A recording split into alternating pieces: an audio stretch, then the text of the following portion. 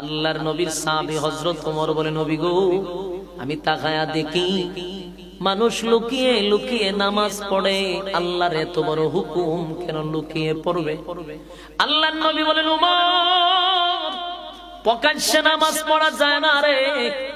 মক্কায় যদি প্রকাশ্যে নামাজ পড়তে যাই, আমার সাহাবীদেরকে বেঈমানরা মারধর করে, নামাজের মধ্যে হত্যা করে, নামাজের মধ্যে তাদেরকে কতল করে। এই জন্য লুকিয়ে লুকিয়ে আমরা নামাজ পড়ি। হযরত ওমর বলে, এমনটা তো হওয়া যায় না, এমনটা তো হতে পারে না। আমি ওমর ইসলাম ধর্ম গ্রহণ করছি, আর মক্কাতে কেউ নামাজ পড়তে পারবে না, প্রকাশ্যটা তো হয় না। সুবহানাল্লাহ। অথচ যেই সময়টাতে মানুষ লুকিয়ে লুকিয়ে নামাজ পড়তো, তখন জালেমদের জুলুম ছিল তীব্র, মারাত্মক জুলুম করত। এমন কি আমার নবীরে পর্যন্ত নামাজের মধ্যে আঘাত করছে।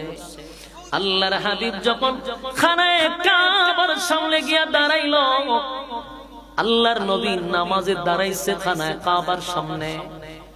এই আবু জাহেলের চেলাপেলা, উতবা, উতাইবা, মুগীরা, এই সমস্ত নষ্টগুলি নবীর চতুর্দিকে গুল হইয়া দাঁড়াইছে। নবী নামাজ পড়ে, তারা টিটকারি মস্কারি মারতেছে, হাসি তামসা করতেছে। এর মধ্যে